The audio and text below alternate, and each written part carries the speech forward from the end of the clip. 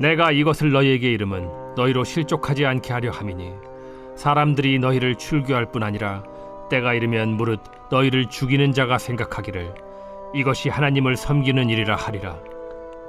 그들이 이런 일을 할 것은 아버지와 나를 알지 못함이라.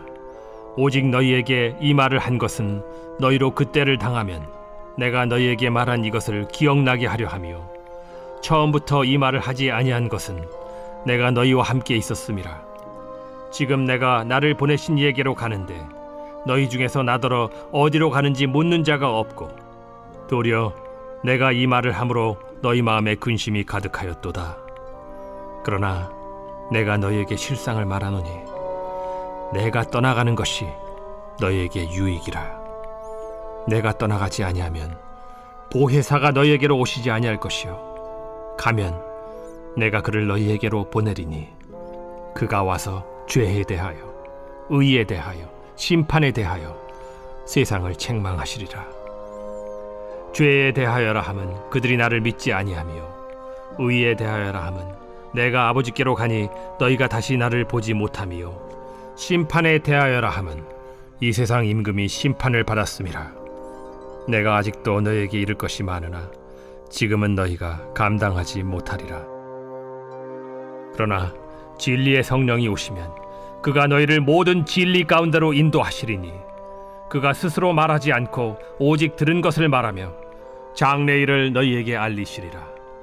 그가 내 영광을 나타내리니 내 것을 가지고 너희에게 알리시겠음이라.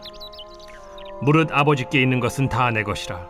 그러므로 내가 말하기를 그가 내 것을 가지고 너희에게 알리시리라 하였노라. 오늘 말씀은 세상을 깨우치시는 진리의 성령이라는 제목으로 말씀을 전하겠습니다. 오늘은 이제 주님께서 당신의 아버지께로 갈 것을 미리 예고하시는 사건입니다. 그러면서 너희가 그것을 깨닫지 못하지만 진리의 성령이 오시면 너희로 하여금 깨닫게 하고 또 주님의 역사에 동참하게 하실 것이라는 그런 말씀을 오늘 이야기를 합니다. 그러면서 오늘 1절 말씀에는 주님께서 이것을 너희에게 말씀하는데 너희로 하여금 실족하지 않게 하기 위함이다 이렇게 말씀합니다. 여기서 실족하다는 말은 걸리다, 넘어지다 이런 뜻입니다. 그래서 마치 유대인들이 예수님이 당신이 구약의 여호와라고 말씀하고 그리고 그들에게 하나님 나라를 이야기할 때 자기들의 생각과 다른 겁니다. 그래서 유대인들은 그것에 걸려서 예수님께로 나오지 못하고 오히려 넘어졌던 그런 모습이지요. 바로 그에 비해서 제자들에게는 너희에게 넘어지지 않고 지금 당장은 깨닫지 못하지만 진리의 성령이 오시면 깨닫게 돼서 넘어지지 아니하도록 내가 너희에게 미리 말한다 이렇게 주님께서는 말씀을 하고 있습니다. 그러면서 이제 너희로 실족하지 않도록 하기 위한 내용이 뭐냐, 조금 있으면 너희를 출교할 것이고 그리고 너희를 죽이는 자들이 생길 것이다 이렇게 이야기를 합니다. 그러면서 또한 그런 일들이 하나님을 섬기는 일이다 이렇게 그들은 믿고 그렇게 행할 것이다 라는 이야기를 합니다. 그러니까 실제로 예수님께서 십자가에 못 박히시게 되는 그 사건도 유대인들은 하나님을 위한 일이다 이렇게 여겼고요. 그리고 나중에 예수님을 믿는 사람들을 핍박하고 이런 일들조차도 하나님을 믿는 일이다, 하나님을 섬기는 일이다 이렇게 여기고 할 것이다 라는 것을 이야기합니다. 그런 측면에서 이 본문에 대한 이해를 우리에게 잘 적용할 필요가 있습니다. 우리가 잘못된 열심이 무조건 신앙이 좋은 건 아닙니다. 잘못된 열심이 오히려 유대인들은 하나님의 일을 방해하는 그런 사람이 되어버렸다는 겁니다. 여기서 출교라는 말은 우리가 교회 헌법에 있는 교회에서 7위의 방법 중에 출교라고 하는 개념이 있는데 그보다 좀 더 셉니다.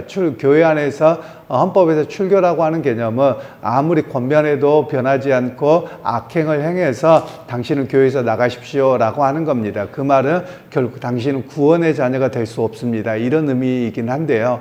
유대 세계에서는 조금 그것보다는 더 강합니다. 여기서 출교라는 말은 회당에서 내쫓는다 라는 개념도 되고요.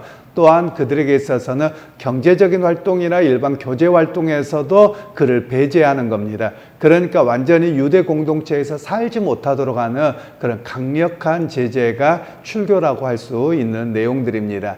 그러면서 실제로 이런 일들을 어떻게 하느냐, 하나님의 일이라고 하면서 잘못 행하고 있는 그런 모습이 일어날 것이다, 이렇게 이야기를 합니다. 실제로 여러분, 오늘 우리가 신앙생활을 하면서 과도한 잘못된 열심이 하나님의 일로 둔갑해서는 아니 됩니다. 특별히 요즘 한국 사회가 정치적으로 갈등이 있어서 양쪽으로 진영이 갈라져서 상당히 어렵습니다. 예를 들면 탄핵을 반대하는 분들도 신앙생활을 하는 분들이 계실 거고, 탄핵을 찬성하시는 분들도 신앙생활을 하시는 분들이 있을 것입니다.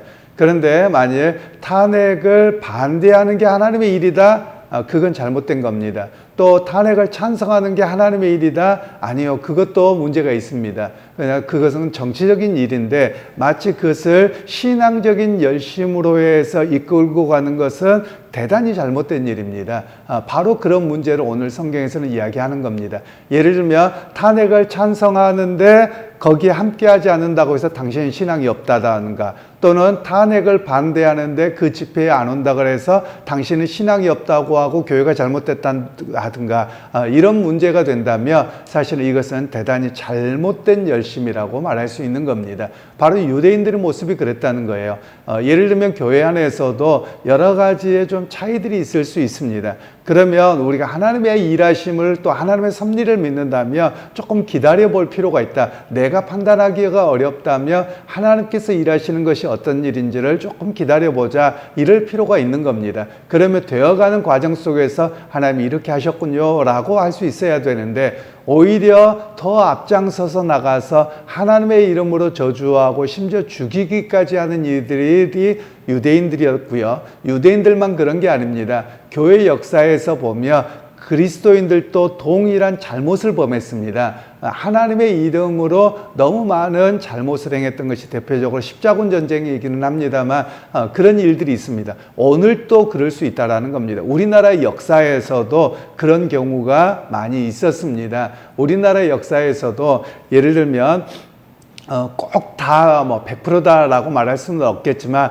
우리나라 역사에서도 반공이라고 하는 개념은 우리가 공산주의를 멀리 해야만 합니다. 그런데 반공을 안 하면 마치 그리스도인이 아닌 것처럼 이야기하는 것도 잘못입니다. 마치 우리가 친밀을 하고 반공을 해야지만 신앙이 좋다, 그것은 또 올바른 일은 아닙니다.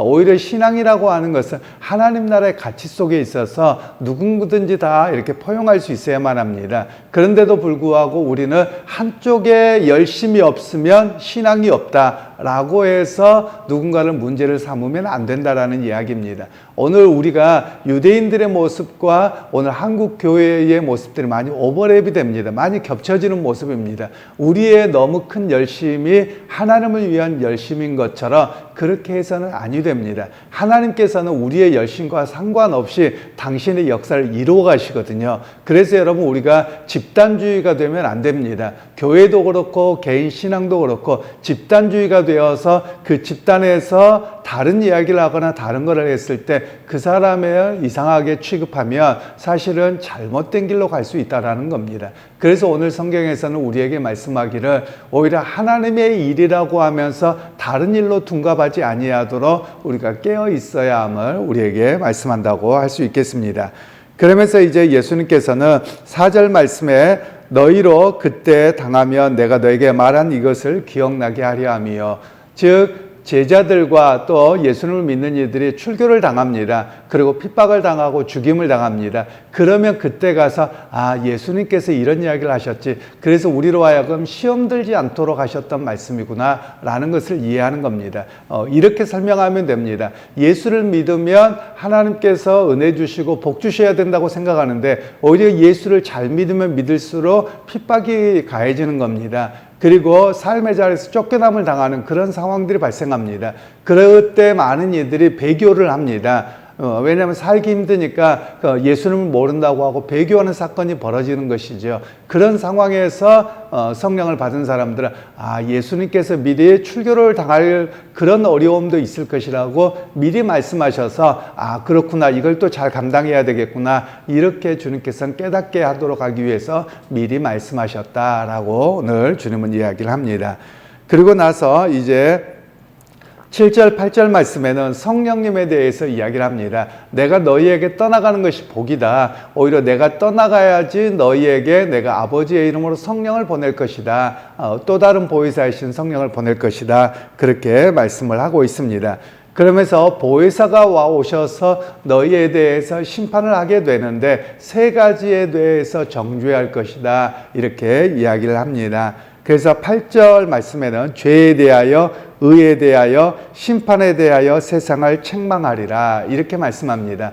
그리고 나서 이 9절 10절에는 이것에 대해서 조금 더 구체적으로 설명을 주시죠. 죄에 대해서라고 하는 것은 너희가 나를 믿지 아니하는 것, 즉 예수를 믿지 않는 것이 죄다. 이렇게 예수님께서는 말씀하는 겁니다. 그러면 여기에서 유대인들에게 있어서 죄는 뭐냐면 율법을 지키지 않으면 죄라고 보았거든요. 그런데 오히려 주님께서는 그렇지 아니하고 구약에서부터 약속된 메시아인 내가 왔는데 그를 영접하지 아니하는 것, 그것이 바로 죄다라고 이야기를 하는 겁니다. 오늘날도 마찬가지입니다. 죄가 여러 가지가 되겠죠. 그냥 세상에서 행하는 여러 가지 죄도 되겠지만 가장 그 큰 죄 중에 하나는 하나님의 보내신 자 예수 그리스도를 믿지 않는 것이 죄다라는 것을 우리에게 말씀을 먼저 합니다.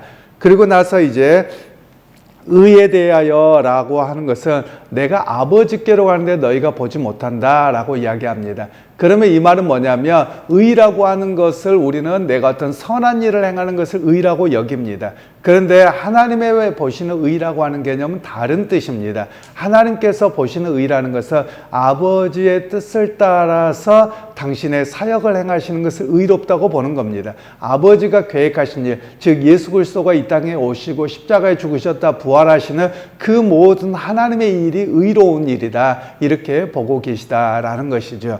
그리고 마지막에 심판에 대하여라면 세상의 임금을 심판한다 이런 의미를 말씀하는데요. 세상의 임금은 세상 나라를 다스리는 사단에 대한 심판을 주님께서 말씀하고 계시는 겁니다.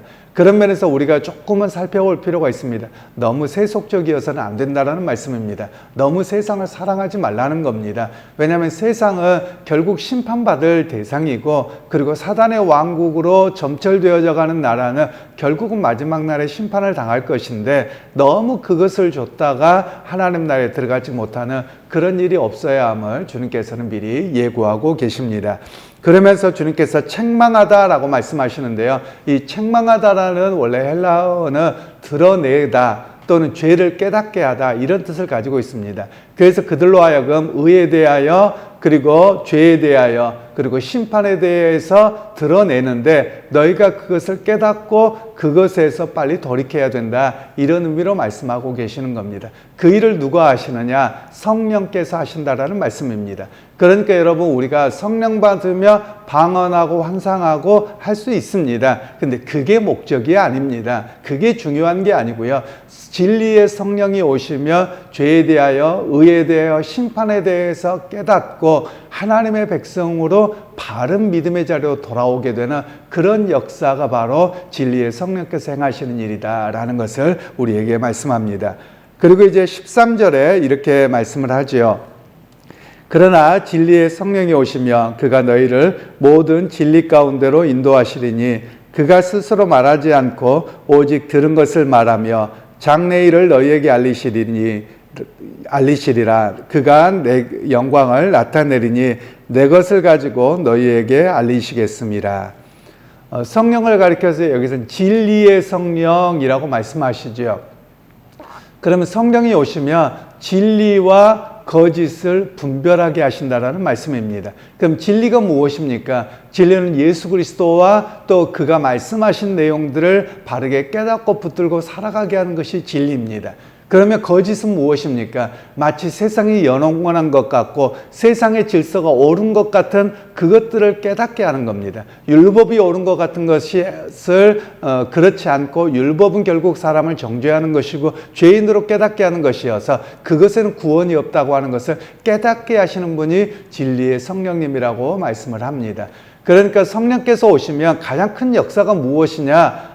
여러 가지 기적을 행함이 아니라 진리의 성령이 오시면 가장 큰 역사는 진리를 깨닫고 진리를 붙들고 진리 가운데 살아가도록 하시는 역사가 성령님의 역사라는 것을 우리에게 말씀하고 있습니다. 그러면서 진리의 성령이 오시면 너희에게 장래일을 말할 것이다 라는 말은 애언할 것이라는 것을 말하는 것은 아닙니다. 애언의 이야기를 여기 본문에서는 하는 것은 아니고 이 본문에서는 바로 예수 그리스도의 십자가의 사건과 부활의 사건을 너희로 하여금 알게 하고 깨닫게 할 것이다. 이런 말씀을 여기에서는 하고 있는 내용들입니다. 그런 면에서 오늘 주님께서는 우리에게 예수 그리스도의 사역이 무엇인가를 깨닫게 합니다. 그리고 예수 그리스도의 구속 사건을 통해서 바로 우리에게 참 믿음을 갖게 하고 그 믿음 가운데서 살아가게 하는 것입니다.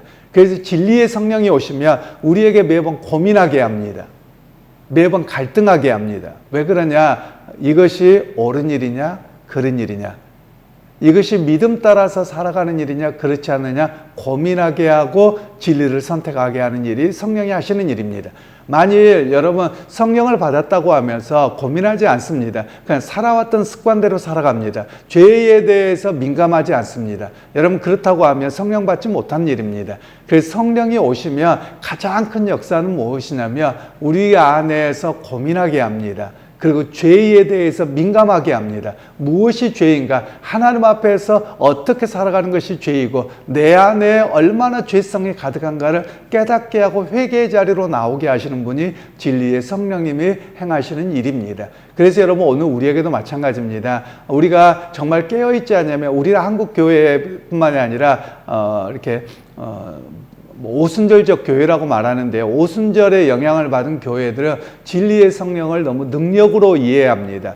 그래서 병나음과 기적과 방언과 환상과 이런 쪽으로만 몰아가거든요. 여러분 그런 일이 교회만 있는 것은 아니라고 말씀을 드렸습니다. 이런 일을 통해서 그리스도가 나타나고 복음의 역사가 나타나면 우리가 그렇다고 볼 수 있습니다. 그러나 그 현상을만을 좇는다면 올바른 일은 아닙니다. 오히려 진리의 성령이 오시면 어떤 역사가 있느냐? 우리로 하여금 진리를 깨닫고 진리 가운데 살아가게 하고 세상과 우리 참 진리를 분별하게 합니다. 그래서 참 믿음으로 살아가게 하시는 분이 성령님의 역사라는 것을 우리에게 말씀하고 계시는 것이지요.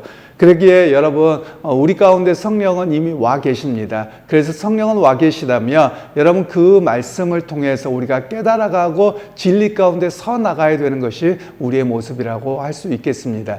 그러기에 여러분 오늘 하루를 살아가실 때도 여러분 정말 죄에 대해서 민감하시기를 소원합니다. 그래서 하나님 내 안에 죄성으로 가득 찬 자가 아니라 정말 진리의 말씀을 쫓아 살아가는 그런 믿음의 사람이 되게 하시고 성령님을 통해서 깨닫고 바른 진리를 보고 의지하고 나가는 그런 우리의 삶이 되기 원합니다. 이런 고백으로 오늘도 승리하는 여러분 모두가 되시기를 주님의 이름으로 축원합니다. 하나님 오늘도 우리에게 진리의 성령께서 오셔서 무엇이 진리고 무엇이 가짜인지를 깨닫게 하십니다. 하나님 참 말씀을 붙들고 의지하면서 살게 하시고 예수 그리스도에 대한 믿음 속에서 온전히 흔들리지 않는 삶이 되어지게 하시고 때로는 예수 믿음 때문에 고난을 당하고 핍박을 당하고 출교를 당하는 일이 있다 할지라도 참 진리이신 그리스도를 놓지 않고 승리하게 되는 우리 모두가 되게 하여 주옵소서. 예수님의 이름으로 기도하옵나이다. 풍의 불길 타오르게 하소서. 진리의 말씀 이 땅 새롭게 하소서. 은혜의 강물 흐르게 하소서. 성령의 바람 이 땅 가득